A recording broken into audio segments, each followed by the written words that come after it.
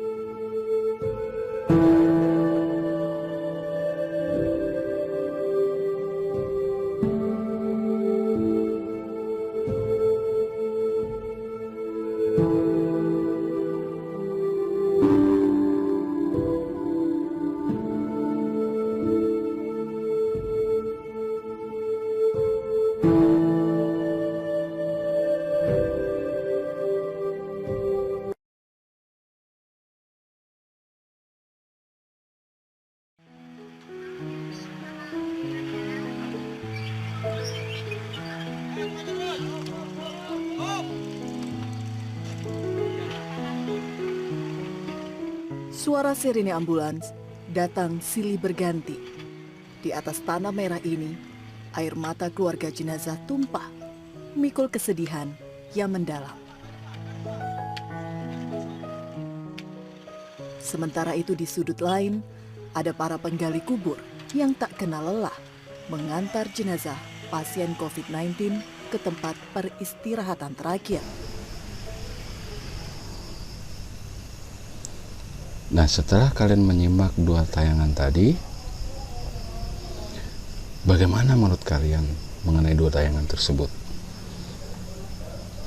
Di mana dalam video yang pertama terlihat bahwa ada kepanikan dari keluarga ataupun orang-orang yang terjangkit virus COVID-19.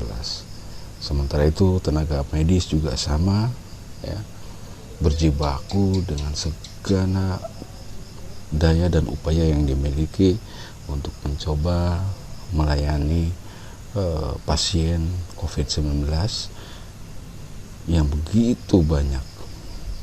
Kemudian terlihat juga kepanikan dari masyarakat tentang kelangkaan obat. kelangkaan oksigen.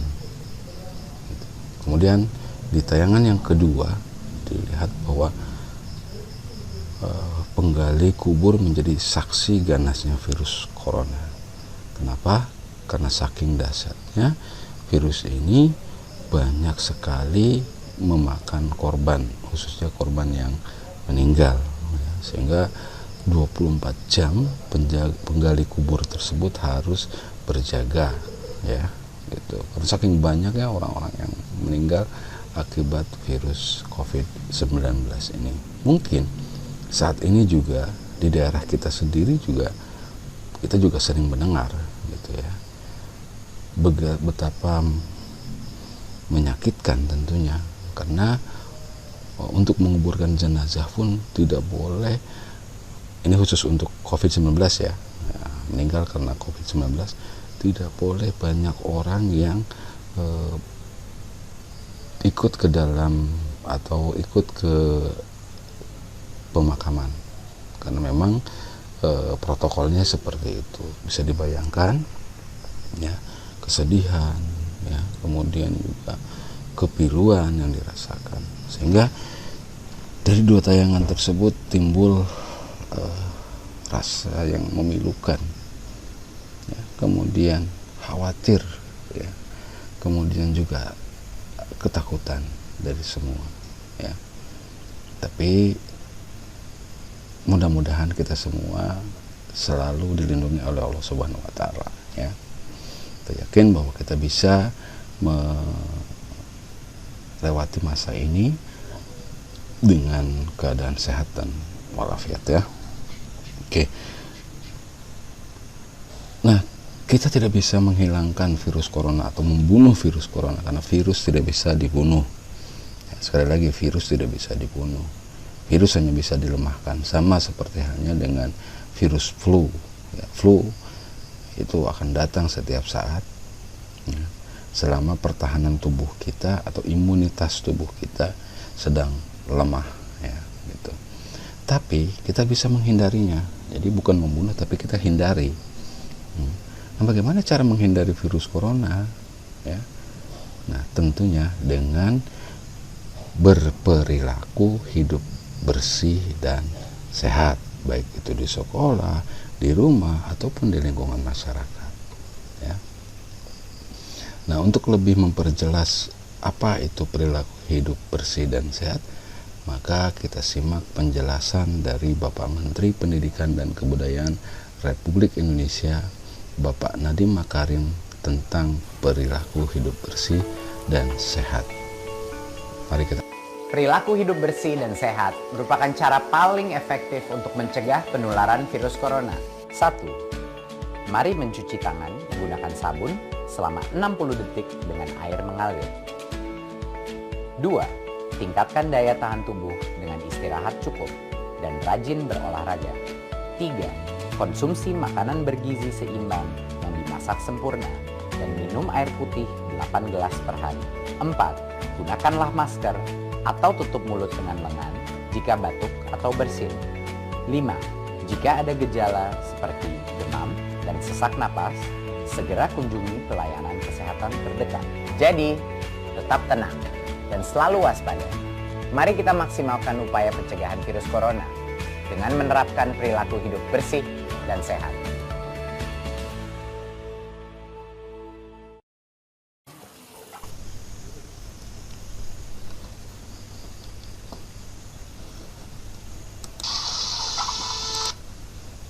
Nah, dari penjelasan Bapak Menteri tadi bahwa perilaku hidup sehat merupakan kunci ya, kunci untuk kita bisa terhindar dari penyebaran virus COVID-19. Salah satunya yang pertama, senantiasa kita mencuci tangan ya dengan sabun dan air yang mengalir ya, gitu. Karena kita tahu tangan merupakan alat organ tubuh untuk memegang berbagai macam barang ataupun benda yang kita tidak tahu benda atau barang itu apakah ada penyakitnya atau tidak, ada bakterinya atau tidak, ada virusnya atau tidak, ya. Kemudian tangan yang kotor ini memegang mulut, hidung, mata yang menjadi jalan masuk bagi virus atau bakteri untuk menginfeksi tubuh kita. Gitu. Jadi dengan senantiasa kita mencuci tangan dengan air bersih dan juga air mengalir, tentunya itu akan menghindari, ya, dampak dari berbagai macam penyakit. Sebetulnya mencuci tangan dengan air bersih dan sabun itu tidak hanya berlaku pada saat virus corona saja, sebetulnya dari dulu, ya, gitu. Karena tangan merupakan alat pintu masuk, ya. Ketika tangan ini digunakan untuk ke dalam mulut, misalnya megang mulut, ke hidung, kemudian ke mata, ya, jadi itu dia menjadi jalan masuk bagi virus dan bakteri menginfeksi tubuh kita, ya. Kemudian juga tadi yang dijelaskan oleh Pak Menteri bahwa salah satu perilaku hidup bersih dan sehat itu kita beristirahat. Ya, makanya siswa-siswi baru sekalian, apalagi dalam masa seperti ini, mentang-mentang belajar di rumah, ya, kita bergadang, kemudian pola tidur yang tidak teratur, ya, tentu itu akan menyebabkan pertahanan tubuh kita atau imunitas tubuh kita akan lemah, ya. Jadi makanya tetap istirahat yang cukup. Kemudian juga mengkonsumsi makanan yang bergizi dan sehat. Bergizi itu bukan berarti harus mahal, tidak, harus daging, tidak. Artinya komposisinya antara protein, karbohidrat, vitamin itu seimbang. Ya, contoh misalkan karbohidratnya nasi, proteinnya tahu tempe, kemudian vitaminnya ada sayur. Ya, jadi itu bukan harus yang mahal, ya, harus daging ayam, harus daging kerbau, bukan begitu, ya. Jadi artinya komposisinya. Kemudian yang sehat artinya bahwa yang tidak menyebabkan penyakit, ya, gitu. Jadi makanan-makanan yang mengandung terlalu banyak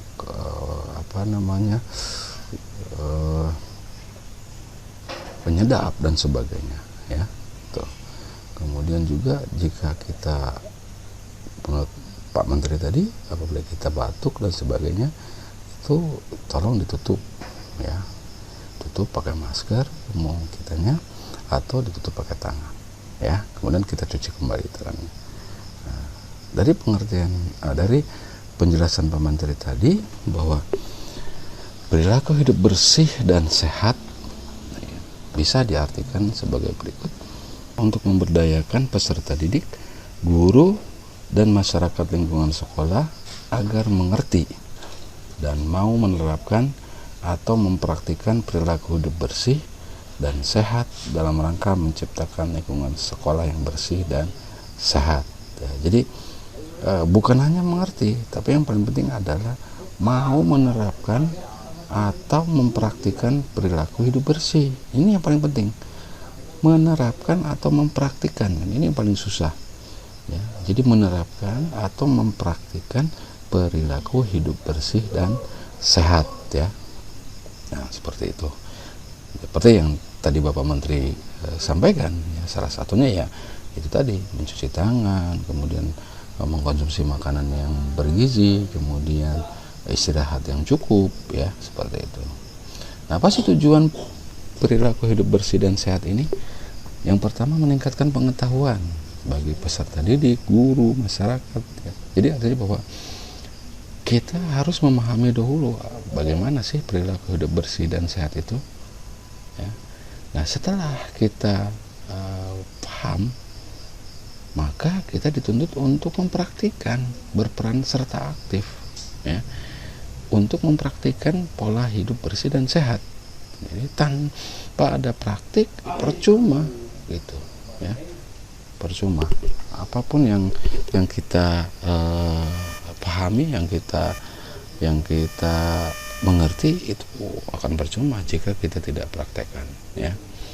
Nah, kemudian yang ketiga, tujuannya adalah menumbuhkan kemandirian, sehingga setiap personal yang ada di sekolah, ya, itu bisa menerapkan pola hidup bersih dan sehat ya. Nah, dengan menumbuhkan kemandirian, jadi artinya bahwa setiap individu di sekolah itu dengan kesadaran sendiri mempraktikkan pola perilaku hidup bersih dan sehat, maka akan tertimbul budaya ya, budaya. Jadi dari individu satu, yang lain juga sama ya, maka seluruh personil yang ada di sekolah itu mau mempraktekkan ya, seperti itu. Nah, apa sih manfaat perilaku hidup bersih dan sehat khususnya bagi siswa-siswi atau seluruh personil di lingkungan sekolah? Yang pertama, meningkatkan kesehatan dan tidak mudah sakit. Otomatis karena kita sudah berperilaku hidup bersih dan sehat, maka kesehatan kita juga akan meningkat dan tidak mudah sakit ya, karena kita berupaya menghindari segala macam berbagai bentuk sumber penyakit ya pada diri kita dijaga ya. Nah, yang kedua, dengan kondisi yang sehat itu tadi tentunya akan meningkatkan semangat belajar ya gitu. Dengan semangat belajar yang tinggi, maka otomatis akan meningkatkan produktivitas belajar ya, karena belajar lebih termotivasi. Dan yang terakhir, tentu dengan kesehatan jasmani dan rohani yang kita miliki, tentunya tingkat ketidakhadiran itu akan menurun ya, itu karena tubuh kita selalu sehat gitu. Nah, apa sih indikator perilaku hidup bersih dan sehat khususnya di sekolah seperti apa? Ada beberapa indikator yang sudah ditetapkan oleh Departemen Kesehatan. Yang pertama, memelihara rambut agar rapi dan bersih. Tentunya rambut juga merupakan salah satu media untuk penyebaran penyakit, karena dengan rambut yang kotor tentunya banyak, kalau kotor banyak debu, banyak banyak bakteri, virus, bahkan kutu ya, bahkan kutu yang dapat mengganggu kesehatan manusia ya. Sehingga apabila kita pelihara dengan baik, rapi, bersih, tentunya juga dipandang juga akan lebih indah gitu ya. Yang kedua, memakai pakaian yang bersih dan rapi. Ingat ya, pakaian yang bersih dan rapi, bukan pakaian yang mahal ya. Mahal kalau kotor ya sama saja. Jadi artinya bahwa kita senantiasa menjaga kebersihan dari pakaian yang kita pakai ya, walaupun sudah lama tapi senantiasa tetap bersih dan rapi ya gitu. Yang ketiga, memelihara kebersihan kuku. Nah, bisa kalian bayangkan, kebiasaan di kita itu adalah makan dengan menggunakan tangan ya, gitu. Jarang menggunakan sendok. Nah, kalau kuku kita kotor, kuku kita tidak dipelihara, maka bisa dibayangkan ya, penyakit akan semakin mudah untuk masuk ke dalam tubuh kita melalui mulut ya. Yang keempat, memakai sepatu yang bersih dan rapi ya, sudah barang tentu karena sepatu merupakan alas kaki ya. Dari mana pun kita jalan, kita tidak tahu ya apa yang diinjak, apa yang dibawa oleh sepatu kita ya. Tapi dengan kita menjaga sepatu kita itu bersih dan rapi, tentunya penyebaran penyakit yang dibawa oleh sepatu atau alas kaki kita akan berkurang ya gitu. Yang kelima, berolahraga teratur dan terukur. Berolahraga teratur dan terukur. Teratur di sini artinya bahwa kita rutin melaksanakannya ya. Tidak perlu lama tapi teratur, tapi rutin gitu ya. Dan terukur di sini artinya sesuai dengan kemampuan tubuh kita, jangan dipaksa. Misalkan sebelum kalian berangkat ke sekolah ya, apa yang beragama Islam, misalkan setelah sholat subuh ya 10 menit atau 15 menit kalian lari-lari kecil di sekitar rumah atau di sekitar kampung ya. kemudian sambil menggerakkan tubuh, itu juga sudah olahraga pagi bagus ya, dan terukur ya. Jangan mentang-mentang olahraga ya kita kemampuan tubuh kita tidak sampai, ya sampai ngangkat barbel misalkan sampai 50 kilo ya, itu kan menyiksa aja gitu tuh.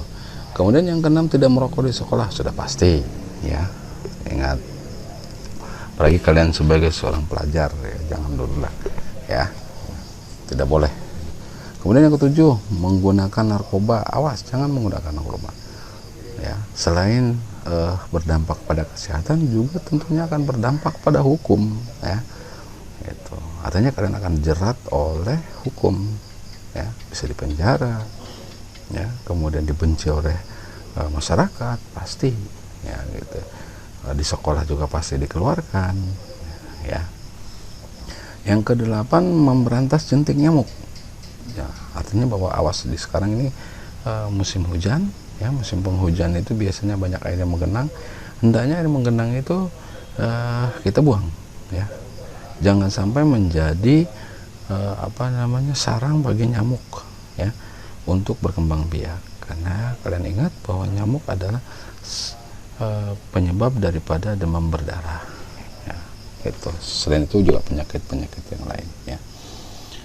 Nah, indikator yang selanjutnya adalah menggunakan jamban yang bersih dan sehat. Jika jamban kita atau toilet yang ada di sekolah kita jaga ya, nah, makanya setelah kita menggunakan toilet sekolah ya, bersihkan dengan baik ya, siram dengan baik, tidak membuang sampah sembarangan ke dalam toilet yang menyebabkan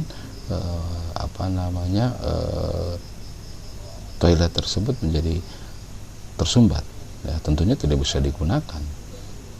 Apalagi misalkan setelah kita menggunakannya tidak kita bersihkan ya, sehingga orang lain juga akan menggunakannya juga nggak menjadi tidak sehat ya gitu. Jadi karena ini milik umum ya, kita harus jaga sama-sama ya gitu. Kemudian menggunakan air bersih, sudah pasti ya. Jika kita menggunakan air kotor, maka sudah pasti sumber penyakit ya. Kemudian yang ke-11, mencuci tangan dengan sabun dan air mengalir. Nah, itu tadi yang seperti Pak Menteri bilang ya, salah satu perilaku hidup bersih dan sehat adalah senantiasa mencuci tangan dengan sabun dan air yang mengalir, dan ini menjadi salah satu protokol kesehatan.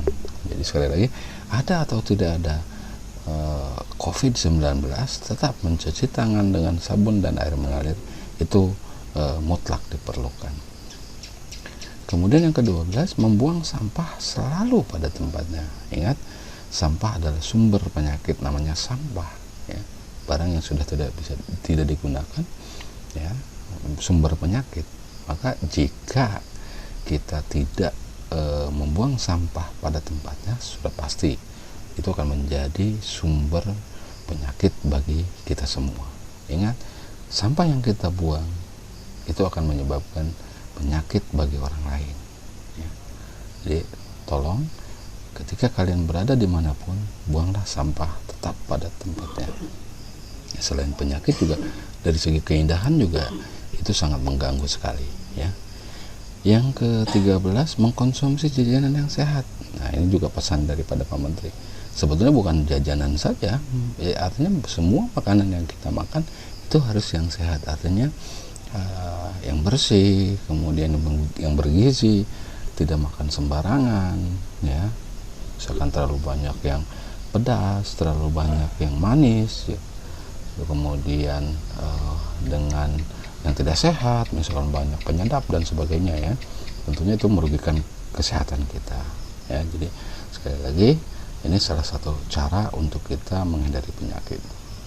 Kemudian menimbang berat badan dan mengukur tinggi badan. Nah, ini artinya bahwa di sini kita bisa mengukur ya, tujuannya untuk mengukur perkembangan tubuh kita sendiri ya gitu. Jangan mengukur tinggi badan dan berat badan ya gitu. Kemudian yang ke-15, menggunakan masker. Nah, kalau menggunakan masker sudah pasti ya. Ini selain juga menghindari debu, kemudian menghindari penyebaran penyakit lewat udara, ya. Juga apabila kita sakit, khususnya misalkan flu, ya, batuk dan sebagainya, dengan kita menggunakan masker kita meminimalisir penyebarannya, ya, atau memberikan penyakit seolah-olah seperti itu kepada orang lain, ya. Yang ke-16, menjaga jarak dan menghindari kerumunan. Ya, menjaga jarak di sini adalah jangan terlalu dekat gitu ya. Seperti itu, dan menghindari kerumunan, karena dengan berkerumun tentunya kita tidak tahu si orang ini apa sudah terkena penyakit atau belum, ya, gitu. Jadi dengan menghindari dan menjaga jarak, minimal kita bisa menghindari, ya, penularan penyakit, ya, seperti itu.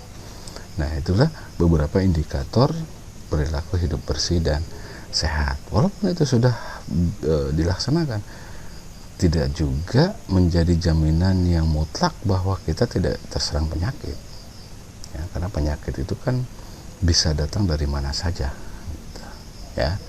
Sekali lagi, ini hanya sebatas cara optimal bagi kita untuk menjaga kebersihan dan kesehatan kita, ya, gitu. Nah, berkaitan dengan COVID-19, pesan kunci untuk mencegah virus corona adalah yang pertama, kita harus tahu dulu, ya, cara mengurangi risiko. Cara mengurangi risikonya bagaimana? Ya itu tadi, sering cuci tangan dengan menggunakan sabun dan air mengalir, ya, itu pertahanan pertama.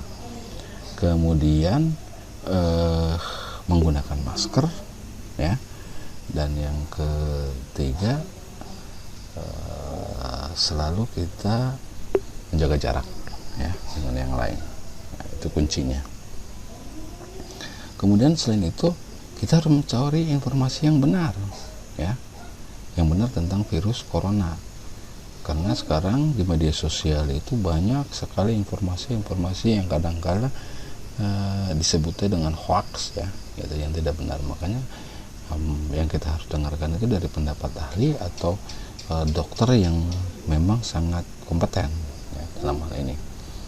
Kemudian yang ketiga, apa yang perlu kita lakukan apabila kita sakit? Kita harus mengenali dulu gejalanya seperti apa, ya. Karena corona atau virus COVID-19 ini apabila sudah menginfeksi tubuh kita itu sama seperti penyakit flu biasa, ya. Nah, demam, ya, panas tinggi, kemudian juga pilek, ya, batuk, dan yang paling ini adalah di virus corona ini adalah sesak nafas, karena sesak nafasnya itu sangat menyakitkan, ya, sehingga banyak yang meninggal itu gara-gara virus corona, sesak nafas, ya, gitu.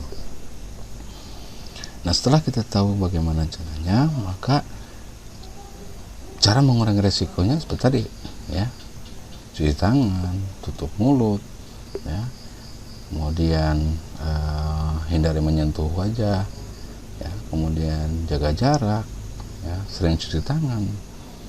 Kemudian yang kedua, mengurangi kontak langsung atau social distancing dengan orang lain, ya. Jadi apalagi yang sudah teridentifikasi bahwa dia sudah mengidap virus COVID-19, ya. Kemudian yang ketiga, menjaga kesehatan fisik dan mental. Nah, ini juga salah satunya kunci, ya. Menjaga asupan makanan gizi, ya. Kemudian tidak merokok, tidur yang cukup, ya. Tidak stres, ya. Gitu. Menghindari menyentuh wajah, bersihkan benda-benda, ya, seperti itu. Nah, mudah-mudahan dengan upaya-upaya yang seperti tadi kita lakukan, kita selalu terhindar dari berbagai macam penyakit, bukan hanya COVID-19, penyakit apapun, ya.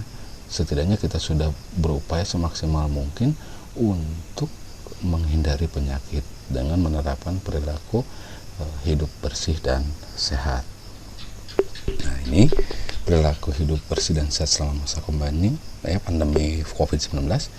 Cuci tangan dengan sabun, mengkonsumsi makanan yang sehat, menggunakan jamban bersih dan sehat, olahraga teratur, membuang sampah pada tempatnya, tidak merokok, kerja bakti, membersihkan lingkungan, hindari stres, dan cukup istirahat.